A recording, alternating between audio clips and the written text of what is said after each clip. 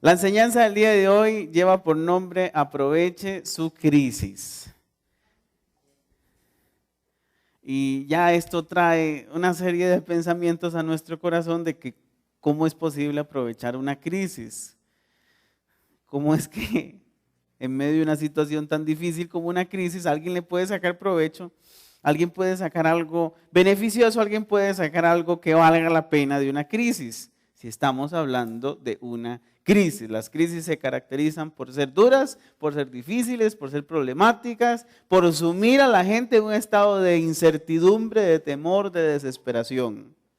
¿Cómo entonces ese contexto tan oscuro, ese contexto tan duro, tan doloroso, ese contexto donde uno incluso se puede llegar a cuestionar ciertas promesas de parte del Señor, ciertos principios de la palabra, cuestionarse la misma fe que tenemos en el Señor, cómo en esos momentos podemos sacarle provecho? Pero la Biblia tiene una serie de principios que humanamente a veces no entendemos. Por eso es el Espíritu Santo el que nos termina enseñando la palabra. Y creo que es el Espíritu Santo el que quiere enseñarnos hoy a cómo aprovechar las crisis.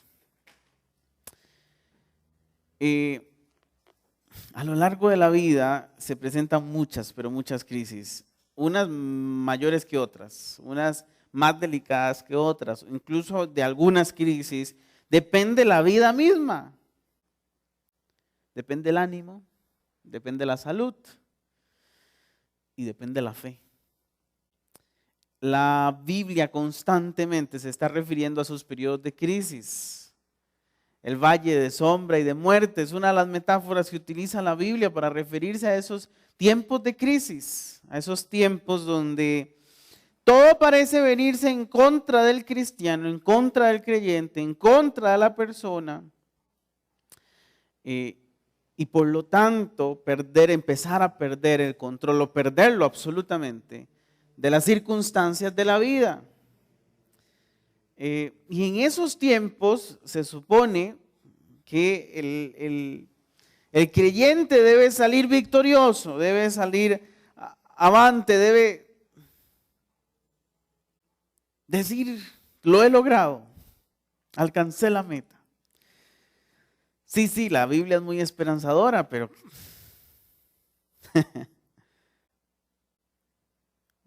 no es el sentimiento que maneja la gente, que manejamos nosotros cuando estamos en la crisis, mientras estamos en la crisis. Claro, es muy fácil decir, al final de la crisis, cuando se sale ya es muy fácil decir, bueno, qué buena crisis tuve y qué bonito cómo salí victorioso de la crisis, pero en el periodo durante, en el lapsus en el cual estamos dentro de la crisis, dentro del valle, como que el corazón empieza a frenar un poquitico, ¿verdad? El entusiasmo empieza a bajar un poquitico y empezamos a ceder en las fuerzas que tenemos para luchar contra esa crisis y ese problema. Y tenemos que reconocer que la vida es así. Y la palabra del Señor es una palabra de verdad, es una palabra que no miente y por lo tanto nosotros como creyentes tampoco debemos mentir con lo que sentimos, con lo que está sucediendo en nuestro corazón, con los pensamientos que estamos teniendo. Nosotros tampoco podemos mentir. Si la palabra del Señor es de verdad y la palabra del Señor nos exige salir a la luz, por lo tanto nosotros también debemos sacar a la luz cómo nos sentimos, qué estamos pensando, cómo estamos sobrellevando la crisis. Y este es un problema del cristiano y particularmente del cristiano del contexto del pura vida. ¿Por qué es un problema del cristiano? Porque hemos escuchado durante mucho tiempo, el cristiano tiene la victoria sobre el enemigo, todo va a salir bien, todo está bien. Sí, es cierto, el Señor ya venció en la cruz. El Señor ya nos dio la victoria. El Señor ya venció la muerte, el pecado y cada problema lo sometió a la muerte de la cruz. Y con la resurrección incluso se encargó de hasta vencer la muerte misma. Eso lo tenemos claro. Pero esa victoria Cristo la tiene que transferir a nosotros. ¿Ok? Y ese proceso, mientras Cristo transfiere a nosotros la victoria, no es un proceso fácil. Porque para Cristo no lo fue. Él mismo tuvo antes de la cruz iba a decir, ¿no? Durante todo el proceso de la cruz. La vio fea. Vivió una crisis. Incluso le cuestiona al Señor, Jesús mismo, le cuestiona al Señor, Elí, Elí, Señor, Señor, ¿por qué me has abandonado? Claro, si Jesús, el Hijo de Dios, la sustancia de su poder y de su palabra, le decía al Señor, ¿por qué me has abandonado? Imagínese uno, ¿por qué no? Pero la palabra requiere de esa honestidad nuestra. Si la palabra de verdad nos pide que salgamos a la luz, debemos sacar a la luz cómo nos sentimos. ¿Cómo hacemos para sobrellevar esa crisis? Cristo estaba siendo honesto con el Señor, le estaba diciendo, vea, esta crisis es tan dura que siento que me has abandonado.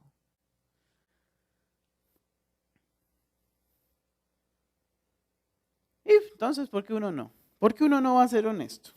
No, la Biblia también nos manda a nosotros a ser honestos con nosotros mismos y decir, esta crisis me está haciendo dura. Esta crisis me está haciendo cuestionar estas ciertas cosas, Señor.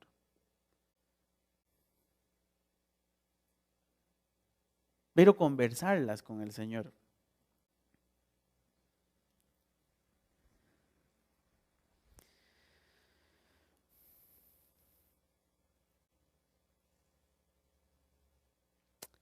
Y ahora está la otra cuestión, que es tan abrumadora es la crisis, que a veces solo me concentro en el problema. Solo me concentro en el problema. Y nosotros tenemos un escapismo como cristianos, también podemos usar esas frases clichés. Pero como ticos también tenemos una costumbre nacional de salirnos del problema. Para concentrarnos únicamente en el problema y no compartirlo con los demás y no ser honestos con los demás respecto a nuestros problemas, entonces, o utilizamos el cliché cristiano, todo lo puedo en Cristo que me fortalece, y salgo bien matoncito y gallito, sin confesar y ser honesto con el problema. O digo, ¿cómo va todo? Pura vida. Pura vida. Cuando las cosas no están, pura vida. Entonces, al final, todas estas costumbres, número uno, no me permiten ser honesto con mi problema, reconocer mi problema, saber cómo me siento con él, cómo lo estoy sobrellevando, qué me estoy cuestionando, qué estoy pensando con el problema. No me permite ser honesto ni conmigo, porque cuando digo todo va bien, pura vida, no estoy asumiendo el problema, ni con los demás. Y usted dice, pero es que es mi problema, yo lo llevo solo, lo llevo sola. No, fíjese que no, la Biblia también nos exige que el proceso de sacar a la luz nuestros problemas sea un proceso colectivo, porque somos el cuerpo de Cristo, somos la iglesia de Cristo, somos la familia de Cristo. Entonces los problemas no se sobrellevan solos, los problemas se sobrellevan llevando las cargas unos de los otros. ¿Qué problema, verdad? ¿Qué problema es el problema? Tenemos un problema, el problema originario, está el otro problema que es lo tapo, que nadie sepa mi problema, no lo sobrellevo, no, ni siquiera trato de solucionarlo, no lo confieso a los demás, no pido apoyo de los hermanos en oración y en confesión, lo escondo, entonces me distraigo de ese problema y no lo asumo, y no asumo la crisis. Y el problema de eso es que la crisis se va agravando, la crisis se hace cada vez mayor. De hecho, los mejores problemas son los que se tratan, las mejores soluciones a los problemas, porque ningún problema es el mejor, ¿verdad? Las mejores soluciones a los problemas son los que se tratan al puro inicio.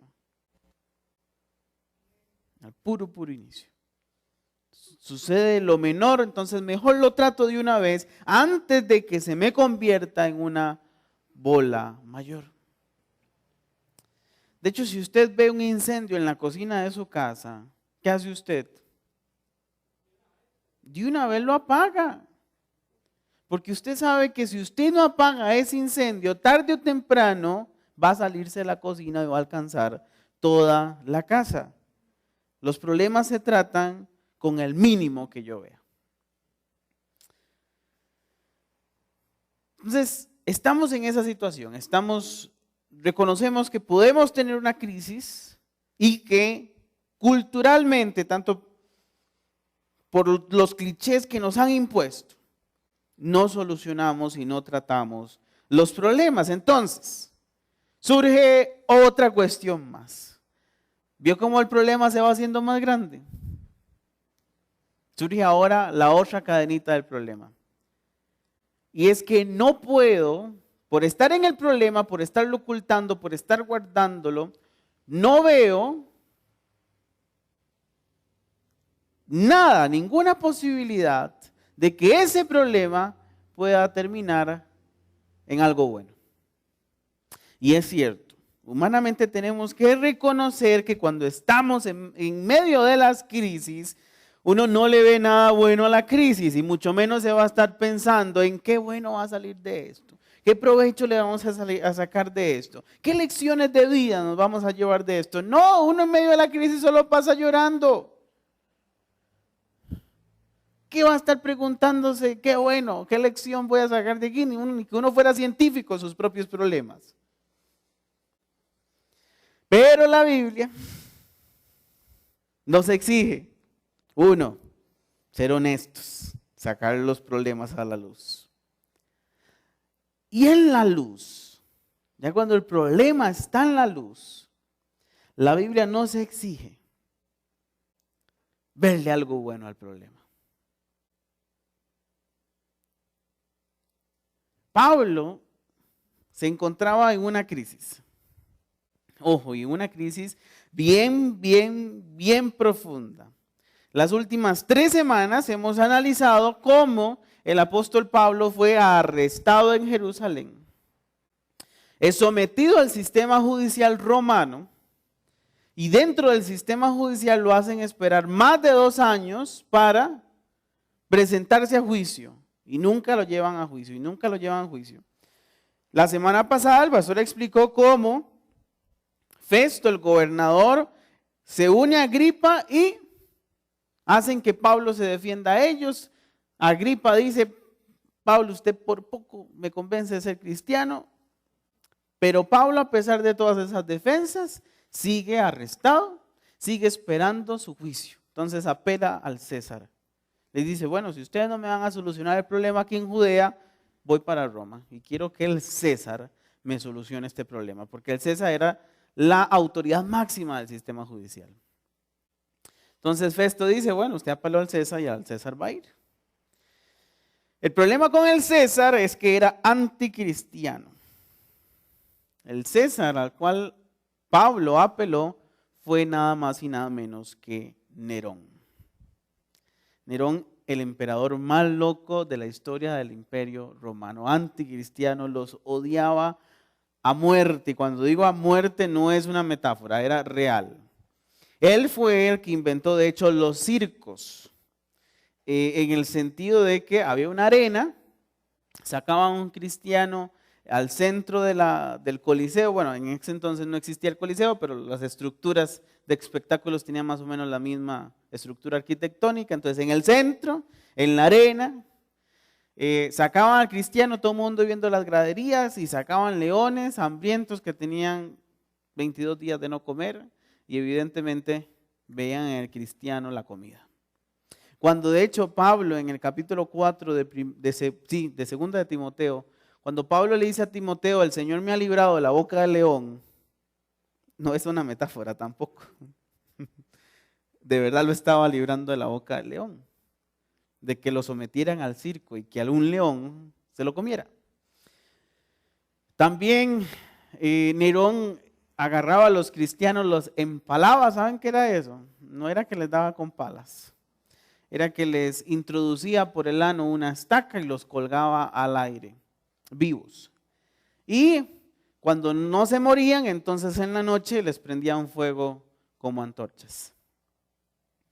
Y eventualmente Nerón llega a incendiar la ciudad de Roma, la ciudad entera de Roma, con tal de culpar a los cristianos. Y ese es el César al cual apela Pablo,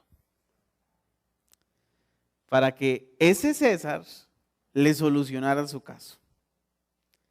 Entonces era un cristiano sometiéndose a un emperador anticristiano.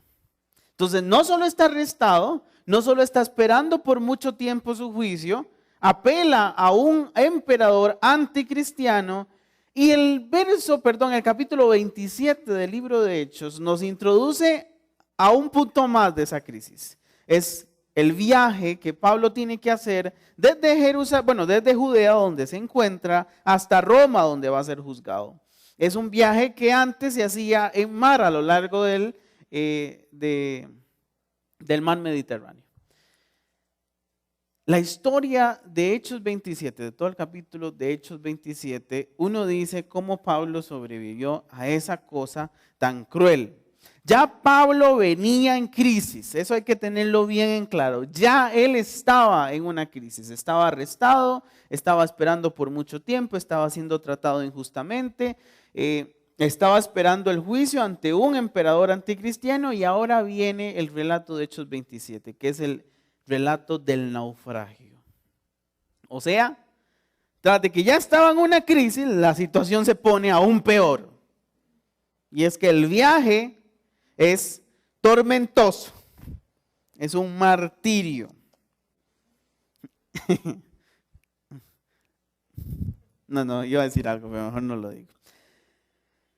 Entonces vamos a explicar la historia de Hechos 27, no vamos a leer todo el capítulo porque se supone que ya usted lo leyó previamente en su casa. Y voy a tratar de resumir poco a poco la historia de Hechos capítulo 27. Sí, vamos a leer algunos versículos claves. Lo primero que tenemos que saber es que Pablo estaba en la provincia romana de Judea, en su capital política, que era Cesarea, bajo la custodia del gobernador Festo, y al apelar a César, entonces tienen que enviar a Pablo a Roma. Entonces el imperio se encargaba de que los convictos, los prisioneros, viajaran bajo la custodia de algún soldado romano. Y como ahora con las extradiciones, ustedes saben cómo funciona eso. Si usted lo agarra en un país extranjero, el día que lo extraditan, le asignan un funcionario del gobierno para que viaje con usted y se asegure de que usted llega al país de origen. Algo así, exactamente algo así. Asignan a Pablo entonces un funcionario del imperio, un soldado, para que viajen con él. Y en el versículo 1 dice: cuando se decidió que habíamos de navegar para Italia, para Roma, entregaron a Pablo y algunos otros presos a un centurión llamado Julio, de la compañía Augusta.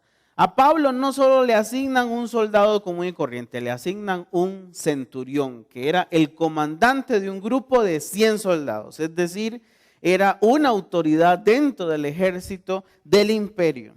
Le asignan a Julio, y Julito va a ser importante en nuestra historia. Y empiezan entonces toda la travesía. En este capítulo Lucas es muy historiador. Describe punto por punto, puerto por donde van llegando. Y en un momento llegan a Sidón en el versículo 3. Y dice que Julio, tratando humanamente a Pablo, le permitió que fuera a los amigos para ser atendido por ellos. Ya vemos entonces cómo es el carácter de Julio. Julio es una persona que trata humanamente a ese prisionero llamado Pablo, lo cual es un hecho que se debe notar en la palabra del Señor, porque los soldados romanos no eran amables, no trataban humanamente a los prisioneros, ni siquiera a los súbditos normales del imperio. Por esa autoridad que ellos normalmente tenían, eran muy violentos, eran muy groseros, eran muy crueles, y ya Julio nos dice que él era diferente, que trataba humanamente, al menos a Pablo. Y que luego continuaron la navegación, y ahí se mencionan las islas que son del mar Mediterráneo. Llega en un momento Pablo y les dice, vea, ustedes me tienen que escuchar. Si nosotros seguimos el rumbo que tenemos con este clima que se empieza a ver, que por cierto el clima era otoño, se acercaba el invierno. Nosotros en Costa Rica casi no entendemos eso, pero otoño es una época peligrosa en el mar, porque empiezan a soplar los vientos hibernales, es decir, los vientos fríos empiezan a soplar desde el norte hacia el sur, digamos, del polo norte hacia el sur del mundo. Por eso es que nosotros en diciembre, por ejemplo, sentimos frío.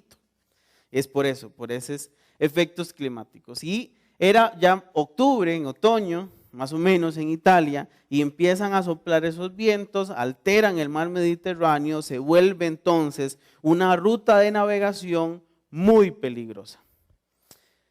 Entonces Pablo les advierte, miren, si nosotros seguimos esta ruta, siendo otoño, nosotros vamos a perecer en este viaje. Y los soldados que viajaban y el capitán que viajaba con Pablo y los prisioneros no le hacen caso. Y eventualmente ya llega, ahora sí, la tormenta, llega la tempestad. Ellos tratan de mantener en control el barco en el que viajaban. Lo primero que hicieron fue amarrar por debajo el barco. Eso era para reforzar entonces la base del barco, que ninguna ola reventara o permitiera que el agua entrara por las rendijas del barco. Y además recuerden que eran barcos de madera. No son como los barcos que tenemos ahora que son impermeables, ¿no? Tenían que resguardar que no se metiera el agua por ninguna rendija de la madera. Entonces amarran por debajo el barco y también tiran el ancla para tratar de estabilizar en medio de la tormenta, en medio de la tempestad, en el mar, tratar de estabilizar el barco. Y es tanta la tormenta, es tanta la fuerza de los vientos y de esa tormenta que el ancla se pierde. Es decir, que la cuerda que sostenía el ancla, yo no sé si ustedes han visto esas cuerdas, son gruesísimas, se rompe de la fuerza que tiene el mar.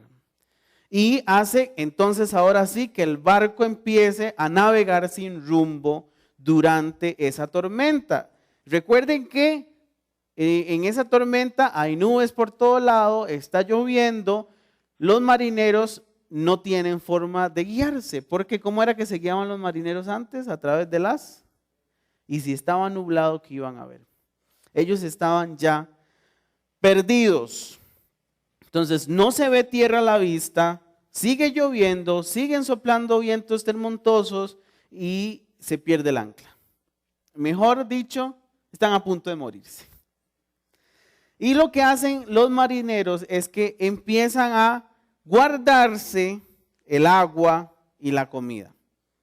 No comen durante ese tiempo para que en algún momento donde puedan ver agua, ir a buscar mejores reservas y buscar mejores alimentos. Pero si no hay tierra a la vista, es mejor guardar la comida y el agua. Y en medio de esa tormenta, Pablo se levanta y dice, en el versículo 21. Miren, hubiera sido conveniente que ustedes me oyeran y que no, ojo, eso es en medio de la tormenta, y que ustedes, y que no zarpáramos de Creta tan pronto, tan solo para recibir este perjuicio y esta pérdida. Pero ahora los exhorto a tener buen ánimo, pues no habrá ninguna pérdida de vida entre vosotros, sino solamente de la nave. Pues esta noche ha estado conmigo el ángel de Dios, de quien soy y a quien sirvo.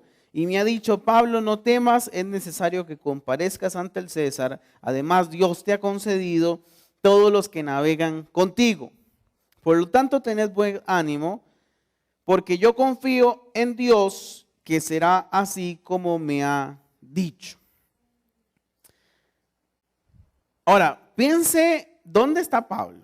Pablo está en un barco, rodeado de presos, rodeado de soldados romanos, no judíos, no cristianos, en medio de la crisis profunda, en medio de la tempestad.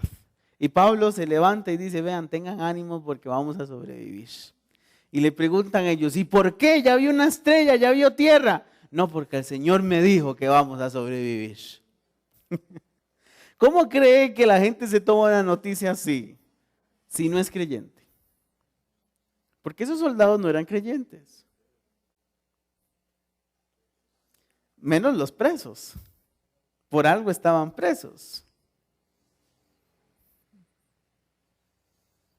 Ya la gente empieza a decir: este Pablo no es muy normal, como que digamos. Está un poquito loco. Y aún así,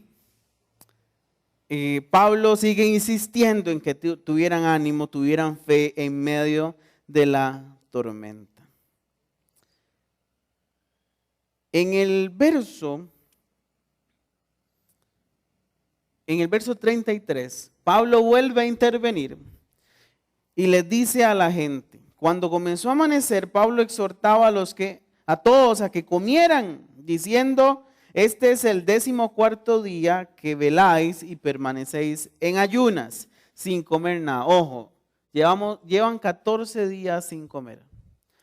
Ellos no dejaron de comer inmediatamente después de que empezó la tempestad. Fue a los días cuando ya empezaron a ver: se está acabando la comida y no vemos tierra, mejor dejemos de comer.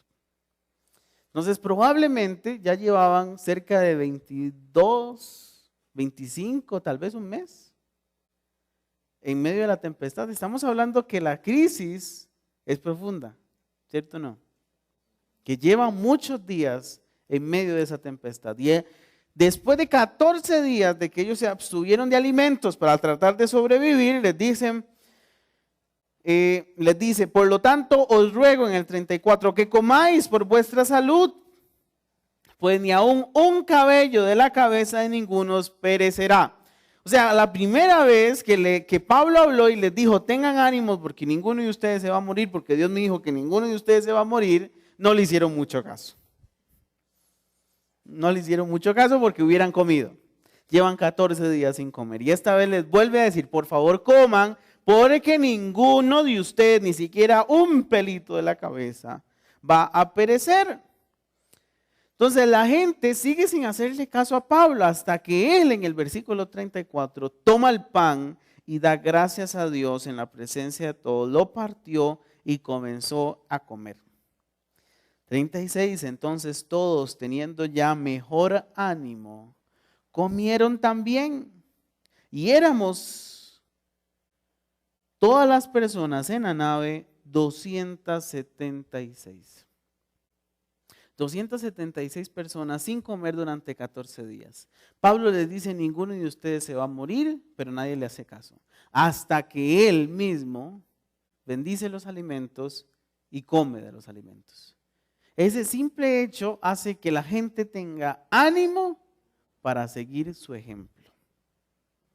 Ojo, todos están en crisis, incluido Pablo. Finalmente ven la tierra.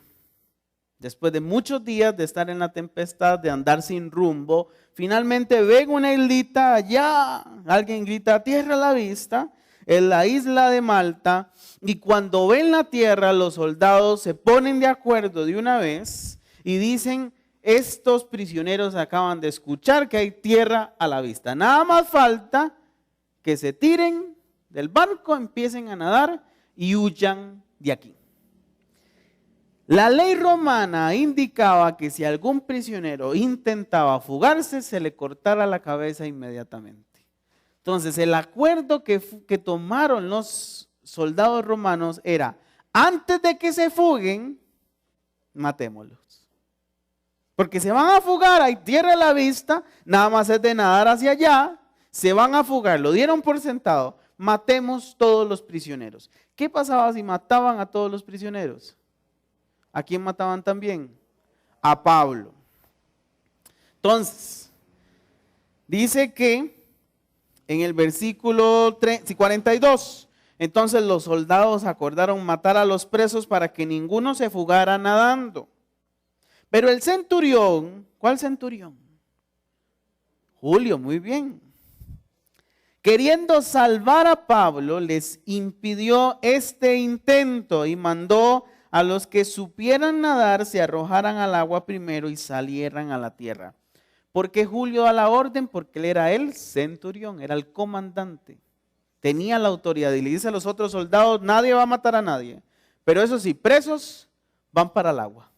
Tienen que tirarse del barco. Y los demás parten tablas, parte en cosas de la nave. Así aconteció que todos se salvaron saliendo a tierra. ¿Qué es lo que nos enseña este pasaje, Hechos 27, capítulo 27, acerca de las crisis? Y ojo, la crisis que estaba viviendo Pablo y sus acompañantes era una crisis profunda. Era una tempestad, ¿verdad? Aparte de las que ya Pablo por sí solo estaba viviendo, estaban viviendo una tempestad durante varios días, sin comer, sin esperanzas de vida, en incertidumbre, en oscuridad, en medio de la tormenta, no se ve tierra. Todos estaban viviendo una crisis. Todos, incluido el apóstol Pablo, y probablemente la crisis de Pablo era aún mayor. Ante la incertidumbre de su vida, de qué va a pasar en el juicio, qué va a decir ante el emperador, cómo va a reaccionar ese anticristiano incircunciso. Los problemas de Pablo se hacían cada vez más grandes. ¿Qué era lo que el Espíritu Santo le estaba enseñando a Pablo durante ese momento de profunda crisis? ¿Y qué es lo que el Espíritu Santo, a través de su ejemplo y de la palabra, nos quiere enseñar a nosotros en nuestras crisis, aunque no sean tan profundas como las de Pablo? Número 1, las crisis nos enseñan a escuchar la voz de Dios. Como les dije al inicio, nuestras crisis hacen que uno se distraiga mucho en el problema y se distraiga, pierda fuerzas tratando de ocultar el problema, no siendo honestos sobre el problema. Imagínense que Pablo en ese momento tuviera la misma reacción que nosotros tenemos ante nuestros problemas. No pasa nada. Llevo 2 años esperando, pero no pasa nada. Tengo incertidumbre en mi vida, pero no pasa nada. Voy a morirme aquí en el agua, en este mar. No pasa nada. El emperador me puede matar ahora cuando llegamos a Roma. No pasa nada. ¿Ustedes creen que Pablo hubiese hecho algo útil para el reino de Dios con esa actitud? No, Pablo confesaba sus problemas y los reconocía. Intentaba a veces luchar por algunos, por ejemplo, la injusticia del sistema judicial. Bueno, él dijo, la única forma de liberarme de estos 2 años de estar preso es acudiendo al César, aunque me pueda matar. Pero reconoce su problema, lo enfrenta, lo trata. El naufragio, él lo trata. Él dice, vean, Vea el clima como está, vea esas nubes allá y nosotros vamos directo para las nubes, ¿cierto o no? Él le dijo, ordenó al capitán y a los soldados, vamos directo hacia la tempestad, muchachos. Pero reconoce el problema. Reconoce el problema de la gente sin comer y les dice, hay que comer. No les dijo, no, aquí yo tengo fuerzas, todo lo puedo en Cristo que me fortalece. No, reconoció su problema. Entonces lo primero que nosotros tenemos que hacer es reconocer nuestro problema. ¿Y por qué es que tenemos que reconocerlo? Para que no me distraiga. Las cosas pierden poder cuando uno las nombra.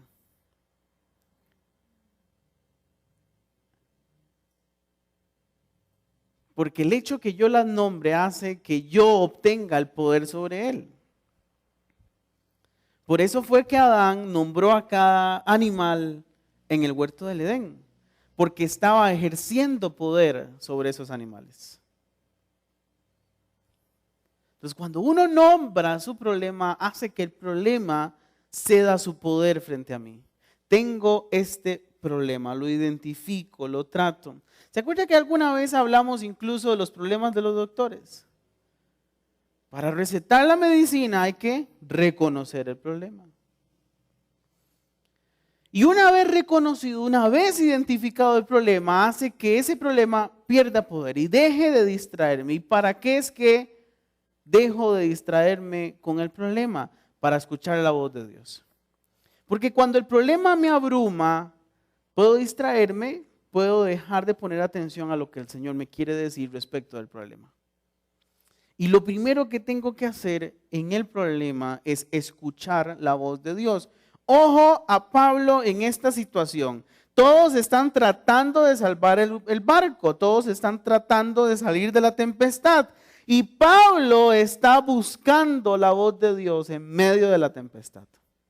¿Y por qué nos damos cuenta que Pablo está buscando la voz del Señor? Porque sale un día de la nada en medio de la tempestad y le dice a la gente, hey, ustedes debieron hacerme caso. Yo se los advertí de que íbamos directamente a la tempestad. Pero el Señor me acaba de decir, y eso nos dice que él estaba hablando con el Señor. Mientras el barco completo estaba en crisis, estaba tratando de salvar sus vidas, Pablo estaba concentrado buscando la voz del Señor. Y sale del lugar donde estuviera buscando la voz del Señor y le dice, el Señor me acaba de decir que ninguno de nosotros vamos a perecer. En el verso 34, Pablo, no temas, es necesario que comparezcas ante César. Y lo mejor, lo que más me gusta a mí de esa frase que le dice el Señor es la siguiente. Es necesario, además, Dios te ha concedido todos los que navegan contigo. Yo me imagino a Pablo buscando la voz del Señor, diciéndole, Señor, ¿será que me voy a salvar de esta? Entonces el Señor le dice, sí, Pablo, usted se va a salvar de esta. Recuerde que yo le prometí que usted iba a ir a Roma. Y le estoy reiterando, tiene que comparecer ante el César. Señor, ¿y los demás se van a salvar conmigo? Pablo le pidió al Señor por los demás. Y el Señor le responde, bueno, te concedo eso. Te concedo. La palabra es conceder. O sea, probablemente no estaba en el plan original del Señor salvar al resto. Pero por una intercesión de Pablo, el Señor le concede salvar al resto. Pero Pablo estaba buscando la voz del Señor. De hecho, él busca la voz del Señor y esa voz del Señor es la que hace que Pablo tenga ánimo para también invertir ánimo en los demás. En el verso 33, cuando él ve que la gente no come, él dice, a ver, ya yo recibí ánimo porque escuché la voz del Señor. porque comí alimento espiritual. Y ese alimento espiritual sustentó a Pablo. Pero la gente se está muriendo de hambre. ¿Cómo hago para fundarles también a ellos ánimo? Y con el alimento que hay en el barco. Si nosotros no vamos a morir en este barco, ¿por qué la comida se está guardando? Si la voz del Señor ya nos dijo que vamos a sobrevivir, hay que comer. Y fue esa voz del Señor la que guía eventualmente a Pablo a dar gracias por los alimentos. Y ese acto de dar gracias por los alimentos y comer inspira a los demás. La gente empieza a ver la paz en el corazón de Pablo. En medio, ojo, ellos siguen en medio de la tempestad. Sigue lloviendo, sigue oscuro, siguen sin ver el cielo, las estrellas. Yo me imagino a Pablo dando gracias con el pan mojado. Estaban en medio de una tormenta. Pero le dio gracias al Señor y come su pan mojado. Y la gente dice, qué paz de hombre. ¿Cómo puede tener tanta paz? ¿Cómo puedes comerse tranquilo su pedazo de pan mojado? Y no en cafecito, ¿verdad? Y la gente dice, hay que hacer lo mismo. Si ese hombre tiene paz, yo también quiero tener paz. Y se unen a la oración de Pablo. Y comen con Pablo. Probablemente Pablo aprovechó esa ocasión para predicar. Recuerde que Pablo no se esperaba la más mínima para predicar. Y lo dijo, lo tengo todos sentaditos comiendo pancito. Bueno, aquí va el evangelio. Por la voz de Dios, por haber escuchado la voz de Dios, por haber escuchado la voz de Dios en medio de esa tempestad. ¿Sabe? A mí me gusta mucho esa idea que nos brinda el Salmo 119, 105. Ya en varias ocasiones durante este estudio bíblico hemos tratado ese versículo. Lámparas a mis pies tu palabra y lumbrera a mi camino. Ese versículo asume que nuestra vida es una oscuridad. Asume que la vida humana, que el mundo terrenal, que esta tierra gobernada por la humanidad es un mundo oscuro. Y que la única forma de ver la luz en este mundo oscuro es a través de la palabra del Señor. La palabra del Señor es la única que puede iluminarme mi camino en este mundo oscuro. Es la lamparita que yo tengo en la mano para ir iluminándome el camino. Es la palabra del Señor. El Salmo dice la palabra del Señor. Nosotros ahora podemos decir la voz del Señor, porque Juan, capítulo 1, del versículo 1 al 4, que ya hemos también analizado millones de veces en este estudio bíblico, nos dice que la palabra del Señor, el verbo de Dios, la palabra de Dios se hizo carne, que habitó entre nosotros. Y que esa persona que habitó entre nosotros era la luz. Y en el verso 4 dice que la luz, Él era la luz de los hombres. Y el verso 5 dice, y la luz en las tinieblas resplandece, en la oscuridad resplandece, y las tinieblas no prevalecieron contra la luz. ¿A quién estaba haciendo referencia Juan? A Jesús directamente le estaba diciendo, hey, Jesús es la palabra. ¿Se acuerdan? La palabra de Dios. Y la palabra nos alumbra el camino. Y ahora esa palabra dejó de ser simple palabra. Ahora es un buen pastor que me está iluminando el camino, que va delante de mí iluminándome el camino. Ahora no solo tengo la palabra, sino la voz de mi buen pastor, guiándome en el camino. Nuestras crisis son grandes oscuridades, pero tengo una lucecita que me puede guiar en esa oscuridad y es la voz del Señor.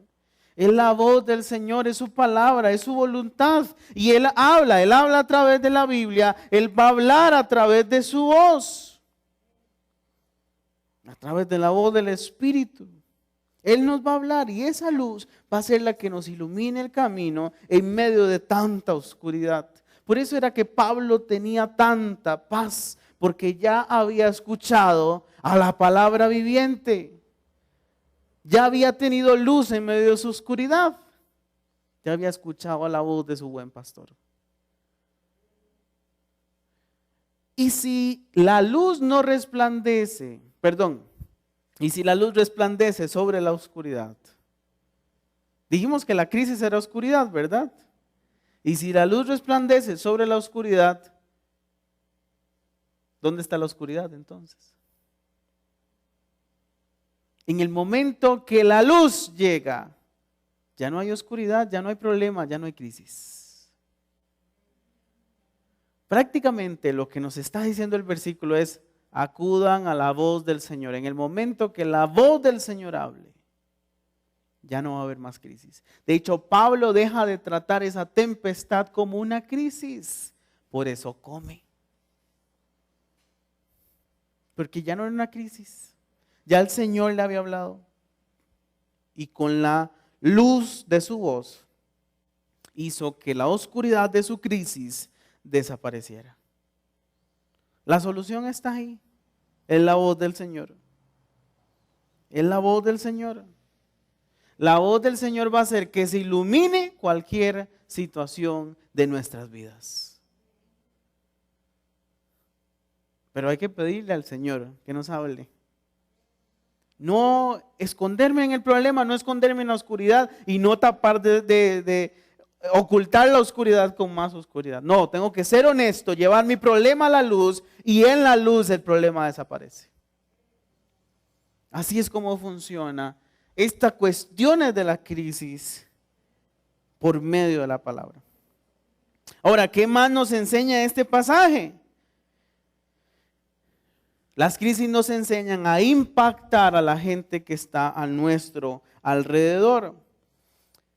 Con Pablo estaban viajando 3 muchachos. Lucas, porque habla en primera persona, zarpamos, fuimos, perecimos, casi nos morimos. Habla en primera persona. Está viajando Timoteo y está viajando un muchacho que se llama Aristarco, que Pablo conoció en Tesalónica y que, por cierto, lo arrestaron aquel problema, aquel alboroto en Éfeso. Ese es el muchacho Aristarco, que hace referencia a Hechos, capítulo 17 y 18. Además, Pablo no solo está viajando con esos muchachos, sino con quién más.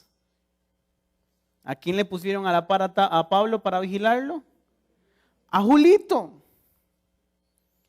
Julito es una persona de autoridad, es una persona que encomienda soldados, que vigila presos, que tiene el poder de decidir la vida y la muerte de esos presos.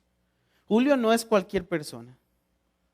Julio tiene mucha autoridad y tiene mucha autoridad sobre Pablo. Puede disponer su vida si quisiera. Pero Julio, al viajar y vigilar de cerca a Pablo, empieza a ver el carácter de Pablo. Y empieza a ver el carácter de Pablo en medio de esa crisis. Julio sabe quién es su preso, a quién tiene que vigilar. Y él sabe, lo arrestaron en Jerusalén, casi lo matan los líderes de Jerusalén. Estuvo preso durante 2 años esperando por el juicio allá en Cesarea. Ahora ha apelado al César por ser cristiano y el César es anticristiano. A este muchacho no le va a ir muy bien, como que digamos, ¿verdad? Julio empieza a pensar eso. Pero ve el carácter de Pablo en la crisis. Dicen, este señor se mantiene sereno, se mantiene ecuánime, se mantiene paciente, conversa con la gente, está velando por las necesidades de otro, no lo veo quejándose. Lo veo orando a cada rato, conversando con su Dios, enseñándole a los 3 muchachos que andan con él, dándoles indicaciones en caso de que se muera. Julio ve todo eso El viaje desde Cesarea hasta Roma duraba 1 año. Estamos hablando del siglo I. No hay tecnología de nada. O sea, Julio pasó mucho tiempo a la par de Pablo. Y durante todo ese tiempo, Julio va viendo el carácter de Pablo en medio de la crisis. Y Julio queda impresionado. Eso lo lleva, en el verso 3, a ser bondadoso, a tener un trato humano con Pablo, a darle ciertos privilegios que cuando llegan a Sidón Pablo le dice, Julio, verás que yo tengo unos amigos aquí cerquita, 500 metros del puerto. ¿Será que puedo ir a comer a la casa de ellos? Julio bien podía decirle, no, usted es un preso, se me va a escapar. No, le dijo, vaya, que lo atiendan, que le laven la ropa, que le den de comer. Vaya. Confió en él. Lo primero que hizo Julio fue confiar en Pablo. Porque Pablo era digno de confianza. Eso fue lo primero que vio Julio. Pero lo que Julio ve en Pablo no solo lleva a darle un trato humano. ¿A qué llevó también? En el verso 44. Lleva a que Julio en un momento de crisis le salvara la vida a Pablo. Los soldados habían acordado de que los presos debían morir. Él bien pudo decir, ay sí, qué pereza, yo tras de que me tengo que salvar yo tirándome al mar, porque el barco ya estaba perdido, voy a tirarme al mar para vigilar a los demás presos. No, mejor los matamos a todos. Era lo más fácil. Julio pudo haber tomado esa decisión, pero dijo, yo quiero salvar a Pablo.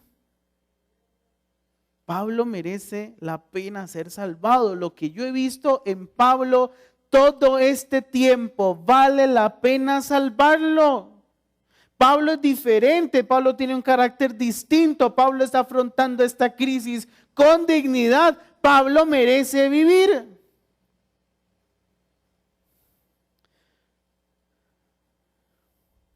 Uno nunca sabe quién lo está viendo a uno en los momentos de crisis, quién está probando nuestro carácter en los momentos de crisis, quién lo está vigilando a uno un toque de lejos, pero está dándose cuenta de cómo uno está reaccionando a las crisis. ¿Sabe? Y en Gálatas 6, versículo 7 dice que lo que el hombre siembre, eso cosechará. Pablo no se estaba dando cuenta de que él estaba sembrando en Julio. Y tarde o temprano, Pablo cosechó lo que sembró en Julio. Esa dignidad, ese carácter, ese temple, esa paciencia que Pablo demostró durante sus profundos momentos de crisis, inspiraron a una persona que al final de cuentas terminó siendo vital para el ministerio de Pablo en Roma. De hecho, cuando Pablo llega a Roma, lo vamos a ver la próxima semana, le asignan a Julio durante 2 años para el arresto domiciliario. ¿Sabe por qué Julio es mencionado 3 veces en el libro de Hechos? Bueno, solo en el capítulo 27. Porque tarde o temprano el carácter de Pablo terminaron haciendo que Julio se convirtiera al evangelio. Vean lo que termina siendo un carácter. Lo que el hombre siegue, lo que el hombre siembre, eso cosechará, eso segará. Pablo le predicó el evangelio sin necesidad de abrir la boca una sola vez. Su vida misma, su carácter mismo, fue un ejemplo de temple durante la crisis. Y eso sorprendió e influenció la vida de Julio tan profundamente que se convierte en el escudero y protector de Pablo. Y tarde o temprano también se convierte en una de sus manos derechas en el ministerio.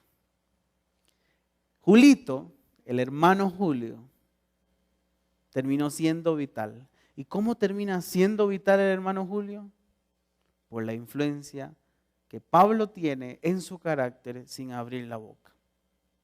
nosotros en nuestros momentos de crisis podemos influenciar positiva o negativamente a la gente que tenemos a nuestro alrededor. Porque durante nuestras crisis la gente está viendo cómo reaccionamos a ellas. Las crisis, Los familiares, los vecinos, los compañeros de trabajo o el custodio que nos asignan cuando nos arreglan. La gente está viendo cómo reaccionamos a las crisis. Y si reaccionamos mal a las crisis, la gente no va a ser bendecida por mi ejemplo en la crisis. La gente va a ser bendecida en el tanto yo reaccione con un buen carácter durante las crisis. Ahora, como cristianos debemos estar atentos a eso, a que alguien nos está viendo, alguien nos está vigilando y que podemos ser de bendición a la gente que está a nuestro alrededor. Y de hecho, esa es la tercera lección que nos da este pasaje, que también podemos influenciar la vida de los demás. Y ojo, con los demás no me refiero a la gente que está cercano, porque los cercanos están viendo directamente como primeros testigos cómo reacciona uno durante esas crisis. Los demás me refiero a la gente alrededor, porque aunque no son cercanos, tan cercanos a usted y a su crisis, siempre lo están viendo. Siempre dicen, mira, ese cristiano está pasando por esto, pobrecito, ¿verdad?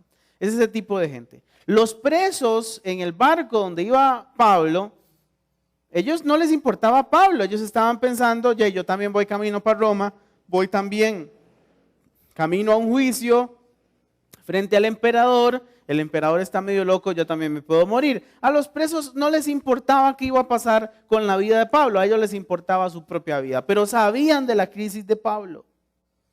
Y aún así, Pablo termina influenciando a todos los presos y a los soldados que iban con ellos. Lo primero es con esas palabras de ánimo que Pablo les empieza a dar, a decirles, miren, ninguno de nosotros vamos a morir. Tengan ánimo, ninguno va a morir, ni un solo cabello de ustedes va a perecer. Tengan ánimo, empieza Pablo, ojo, estando él en crisis, a animar y a motivar a otra gente que también estaba en crisis. Los empieza a animar, decirles, no vamos a morir, tengan ánimo, no vamos a morir, tengan ánimo. Cuando esos presos en crisis ven, no están comiendo, Pablo se preocupa por ellos. Él también está en crisis, él también dejó de comer. Entonces dice, bueno, vamos a comer todos juntos. Demos gracias por los alimentos. Y los anima, y de verdad el ejemplo de Pablo los anima. Y es tanto el ejemplo que empieza a dar el apóstol Pablo durante ese viaje, que en el verso 44, Lucas nos enseña qué es lo que sucede con los presos. Ninguno se escapó. ¿Por qué ninguno se escapó? No era por miedo a los soldados, porque los soldados también estaban tirándose al mar. No había forma de controlar de que no se escaparan. Pero ninguno escapó. Hay un dicho que dice que el que con lobos se junta, aullar aprende. Y casi siempre lo utilizamos para referirnos a las malas mañas. Los presos influenciando a Pablo a hacerse malo. Pero esa frase, ese refrán, ese dicho popular también sirve al otro lado. Cuando los presos empiezan a ver el ejemplo de honestidad e integridad de Pablo. Dice, ese hombre nos animó, ese hombre nos dio palabra de motivación, por ese hombre estamos vivos, por ese hombre comimos. Lo mínimo que podríamos hacer es seguir su ejemplo. Y ninguno escapa. Estaban siguiendo el ejemplo de un hombre en crisis. Pablo estaba en crisis. Pablo en ese momento tenía el derecho humano, por decirlo así, en su humanidad, de decir, vea, renuncio a todo, mejor máteme ya, estoy en crisis, ya no quiero continuar con esto. No, Pablo no se mortificó con su problema. Pablo no se mortifica con su crisis, más bien empieza a velar por los demás. Y la gente en esas crisis dice, mira, vea la paz, vea la paciencia, vea el ánimo que tiene ese hombre en crisis. Yo también estoy en crisis como él. ¿Será que yo pueda tener esa paz, pueda tener esa serenidad, pueda tener esa paciencia? ¿Sabe qué me demuestra a mí que los presos no hubiesen escapado? Que el Evangelio de Cristo empezó a ser efectivo en sus vidas. Porque solo el Evangelio de Cristo hace que un preso no quiera escaparse. Solo el Evangelio de Cristo. Pablo no pasó predicando durante la tempestad. Al menos Lucas no nos dice. Digamos que Pablo se quedó calladito, solo dándole palabras de ánimo. Pero esas palabras, ese carácter, ese temple, aún estando Pablo en crisis, influenció a los demás. Fue ejemplo para los demás. Bendijo a los demás y tarde o temprano las mismas acciones del apóstol terminaron sembrando la semilla del Evangelio en los corazones, no solo de Julio, sino también de los presos. Ojo, y de los presos no podíamos esperar nada bueno. Eran presos, eran criminales. Pero aún así sucedió algo bueno. Por el ejemplo de un lobo, de un buen lobo, que les enseñó a aullar. En las crisis nosotros podemos bendecir a otros. Ese pasaje de Hechos 27 nos enseña que el Espíritu Santo está esperando que nosotros reaccionemos bien ante nuestras crisis, que no nos mortifiquemos en las crisis, que seamos honestos con ella y le digamos al Señor, Señor, tengo este problema, lo saco a la luz, soluciónelo usted en la luz.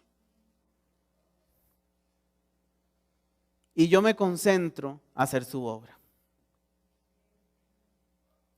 Y el Señor ya con el problema en la luz lo trata, lo soluciona y más bien termina bendiciendo a otros.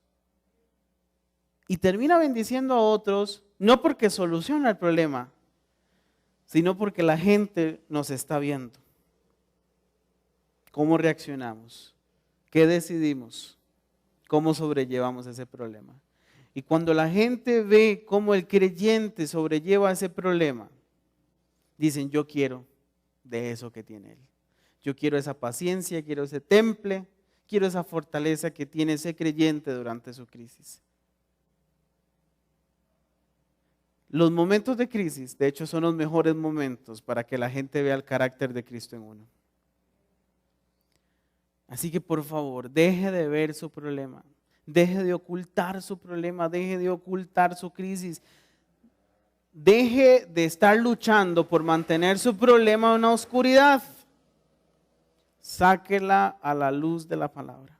Sáquela a la luz de la voz del Señor y la voz del Señor le va a decir cuál es su voluntad, le va a decir cómo usted va a salir de eso, le va a decir cuál es el camino que debe tomar, le va a decir cómo enfrentar eso, le va a decir qué debe hacer, qué ánimo debe tener. Incluso tal vez ¿cómo fue que le dijo el Señor a Pablo? Conceder era. Sí, conceder. Le conceda a uno incluso las peticiones transversales al problema. La forma en cómo vamos a reaccionar en la crisis es el mejor testimonio que podemos dar del Evangelio de Cristo. Así que deje de darle tanta importancia a su crisis. Su crisis no es tan importante. Mi crisis no es tan importante porque la luz de Cristo tiene el problema de deshacerlo. Vea más allá de la crisis. Una vez más, ponga los ojos en Jesús, autor y consumador de nuestra fe. Vea más allá del problema y aproveche la crisis para ver qué puede hacer Dios a través de nosotros. pero entregue su problema a Cristo. Al final de cuentas, esta enseñanza y Hechos 27 se resumen en eso. Entreguen el problema a la luz de Cristo. Busquen la voz del Señor, y cuando busquen la voz del Señor, esa voz le guiará a la solución del problema. Y cuando la voz de Dios habla, podremos ser de bendición a otros. Señora, habla entonces. Te entregamos nuestros problemas, Señor. Reconocemos que somos humanos, que somos débiles y limitados. Y que enfrentamos, Señor, situaciones que a veces nos abruman. Son pesadas, son duras, son crueles. Porque vivimos en un mundo lleno de oscuridad y lleno de crueldad. Y esa crueldad nos afecta en nuestra humanidad. Por eso necesitamos de ti. Necesitamos que tú intervengas en nuestra vida. Necesitamos que nos hables. Señor, pero escuchando el consejo de la palabra de Dios, escuchando la honestidad que me exige tu palabra frente a mis problemas, expongo entonces mis problemas a la luz. Los confieso, Señor. Voy a dejar de enterrarlos, de ocultarlos, de mantenerlos en oscuridad. Los saco a la luz y te pido que en la luz tú me hables, me digas qué hacer con ellos, cómo tratarlos, de que me des soluciones, que me guíes, que me indiques cuáles pasos debo tomar en mi camino cristiano. Así que hoy saco a la luz, Señor, mis problemas, los confieso. Confieso cómo me han hecho sentir. Confieso que he pensado a causa de esos problemas. Confieso que a veces me he distraído muchas veces por ese problema. Pero reconozco que en la luz tú tienes el control de todo. Y que tu palabra, tu voz, me pueden guiar, me están guiando y me continuarán guiando durante toda mi vida. Así que habla, Señor.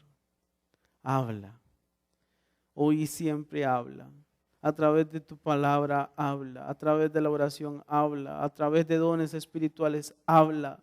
Pero háblanos, Señor. Afinamos nuestros oídos a tu voz. Pero te rogamos que hables. Habla nuestra vida. Llévanos a la luz. Guíanos en el camino. Ilumínanos con tu palabra. En el nombre de Cristo Jesús. Amén y amén.